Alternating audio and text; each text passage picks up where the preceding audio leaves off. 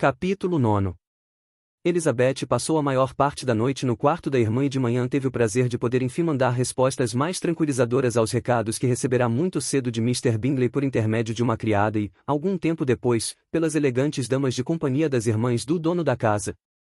Apesar dessas melhoras, Elizabeth pediu que enviassem um bilhete a Longbourn pedindo que sua mãe viesse visitar Jane e tomasse pessoalmente as providências que a situação exigia. O bilhete foi despachado imediatamente e a resposta não tardou. Mrs. Bennet, acompanhada pelas duas filhas mais moças, chegou a Netherfield pouco depois do almoço. Se tivesse encontrado Jane aparentemente em perigo, Mrs. Bennet teria ficado extremamente desolada, mas, vendo que a doença não era grave, não desejou que ela se restabelecesse imediatamente, pois isto significaria provavelmente o seu regresso de Netherfield. Repeliu portanto a proposta que lhe fez Jane, que desejava ser transportada para a casa. O farmacêutico tampouco achou a ideia razoável. E, depois de se ter demorado algum tempo com Jane, Mrs. Bennet e suas três filhas aceitaram o convite que lhes foi fazer Miss Bingley para que fossem almoçar. Bingley veio ao encontro de Mrs. Bennet, exprimindo-lhe a sua esperança de que não tivesse encontrado Miss Bennet pior do que esperava.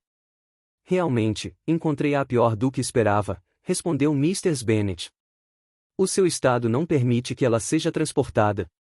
Mr. Jones disse que nem devemos pensar nisto. Seremos obrigadas a abusar mais algum tempo da sua hospitalidade. Transportá-la? Exclamou Bingley. Nem devemos pensar nisto. Minha irmã, estou certo, não o permitirá. Pode ficar certa, madame, disse Miss Bingley com fria amabilidade, de que Miss Bennet receberá todas as atenções enquanto estiver em nossa casa. Mrs. Bennet agradeceu efusivamente. Estou certa, acrescentou ela, de que, se não fossem os bons amigos que ela tem, a sua situação seria muito grave, pois está realmente muito doente, ela sofre muito, embora com uma paciência admirável, aliás, é sempre assim, pois ela tem, sem nenhuma dúvida, o gênio mais dócil do mundo. Eu sempre digo às minhas outras filhas que elas nada são perto de Jane.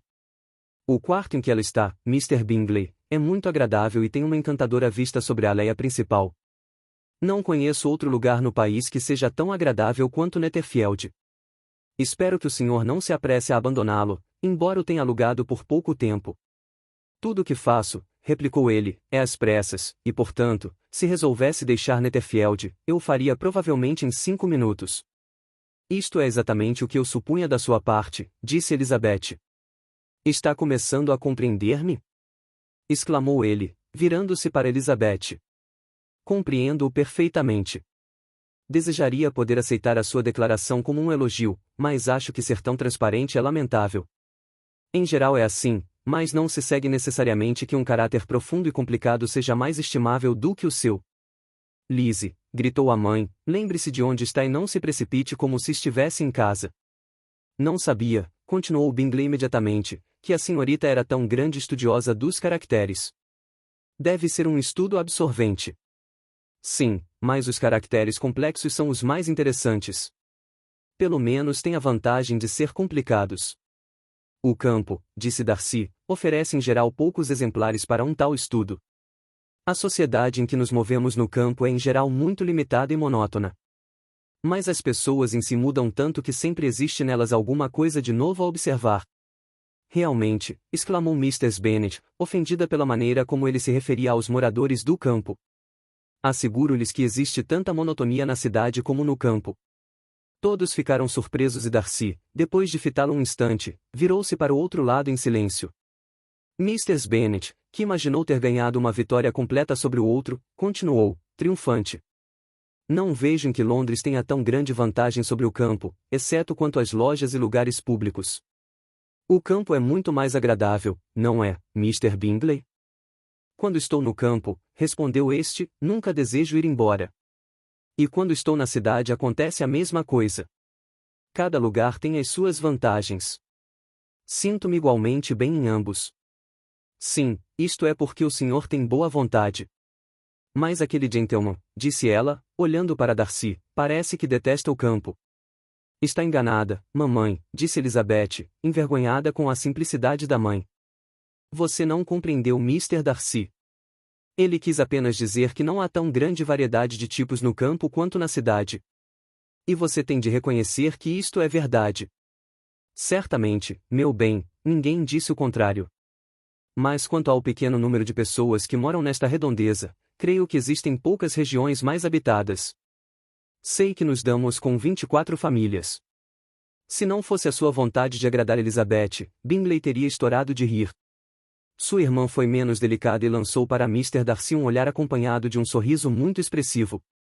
Elizabeth, a fim de desviar as ideias da mãe, perguntou-lhe se Charlotte Lucas estivera em Longbourn desde que ela, Elizabeth, saíra de lá.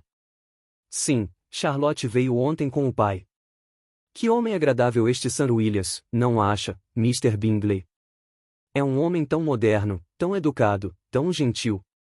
Para todo mundo ele sempre tem alguma coisa que dizer. É assim que eu entendo a boa educação. E essas pessoas que se imaginam muito importantes e nunca abrem a boca estão inteiramente enganadas. Charlotte jantou lá em casa? Não, preferiu ir embora. Creio que estavam precisando dela por causa dos croquetes. Quanto a mim, Mr. Bingley, sempre tomo criados que sabem fazer os seus serviços. Minhas filhas são educadas de modo diferente.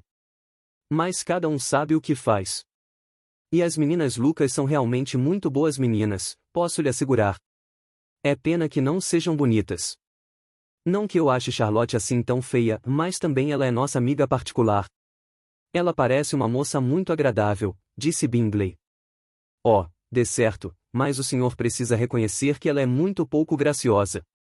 A própria Lady Lucas já o tem dito muitas vezes. Disse também que muito me inveja a beleza de Jane. Não gosto de me gabar das minhas filhas, mas, para dizer a verdade, Jane, não é muito frequente a gente ver uma moça mais bonita. É o que todos dizem. Não confio inteiramente nessa parcialidade. Quando ela tinha apenas 15 anos, havia um cavalheiro que frequentava a casa de meu irmão Gardiner, em Londres. Ficou tão apaixonado por ela que minha cunhada teve certeza de que ia fazer uma proposta antes de nos mudarmos para cá. No entanto, não o fez. Talvez a julgasse muito jovem. Apesar de tudo, escreveu-lhe uns versos, que aliás eram muito bonitos. E assim acabou a afeição daquele senhor, disse Elizabeth, impaciente. Suponho que tenha havido muitos no mesmo caso. Eu queria saber quem descobriu a eficácia que tem a poesia de afugentar o amor. A mim sempre me disseram que a poesia é o alimento do amor. De um amor sincero, sólido, sadio, pode ser. Tudo serve de alimento ao que já tem força. Mas, quando se trata de uma ligeira e fraca inclinação, estou convencida de que um bom soneto é suficiente para fazê-la morrer de inanição. Darcy contentou-se em sorrir. E a pausa geral que se seguiu fez Elizabeth tremer de medo à ideia de que sua mãe se tornasse novamente ridícula. Queria dizer alguma coisa, mas não conseguiu encontrar nenhum assunto. E, depois de um curto silêncio, Mrs. Bennet começou a repetir os agradecimentos que fizera a Mr. Bingley pela sua bondade com Jane, desculpando-se igualmente do incômodo que lhe dava com Lizzie. Mr. Bingley respondeu com toda a amabilidade e obrigou a sua irmã mais moça a ser igualmente cortês e a responder de acordo com a situação. Esta desempenhou o seu papel, aliás de má vontade, mas Mrs. Bennet ficou satisfeita. Pouco depois mandou chamar a sua carruagem. Neste momento, a mais moça das suas filhas se adiantou.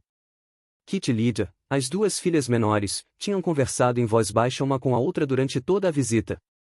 E tinha ficado resolvido entre elas que a mais moça devia lembrar a Mr. Bingley que, logo depois da sua chegada, ele prometera que daria um baile em Netherfield. Lydia tinha 15 anos e era uma moça forte e desenvolvida. Tinha um rosto agradável e uma expressão jovial, era a favorita da mãe, que, devido a essa feição, a tinha introduzido na sociedade muito cedo ainda para sua idade. Era dotada de muita vitalidade e de uma espontaneidade que se transformará em segurança graças à atenção que os oficiais lhe dispensavam. Estes eram atraídos, aliás, não só pela sua naturalidade como pelos bons jantares de seu tio. Ela se sentiu, pois, autorizada a dirigir-se a Mr. Bingley. Sobre o assunto do baile, Lydia lembrou abruptamente a promessa feita por Bingley, acrescentando que ele cometeria o ato mais vergonhoso do mundo se não a cumprisse. A resposta de Bingley a esse súbito ataque foi deliciosa para os ouvidos de Mrs. Bennet. Ele assegurou estar pronto para cumprir sua promessa e declarou que, assim que Jane estivesse restabelecida, Lydia poderia marcar pessoalmente o dia do baile. Acrescentou que não acharia apropriado dançar enquanto Jane estivesse doente. Lydia se mostrou satisfeita com a resposta e concordou que seria melhor esperar até que Jane estivesse completamente recuperada. Comentou que, nesse dia, provavelmente o Capitão Carter já estaria de volta a Meriton. Acrescentou ainda que, depois do baile de Bingley, insistiria para que os oficiais organizassem um também. Disse que falaria com o Coronel Forster e o convenceria de que seria uma vergonha se eles não fizessem isso. Depois desse diálogo, Mrs. Bennet e suas filhas se despediram. Elizabeth, por sua vez, voltou imediatamente para o quarto de Jane, deixando a sua própria conduta e a da sua família sujeitas às críticas das senhoras da casa e de Mr. Darcy. No entanto, Darcy não se deixou persuadir a juntar suas censuras às de Miss Bingley, que, com ironia, fazia comentários sobre os belos olhos de Elizabeth.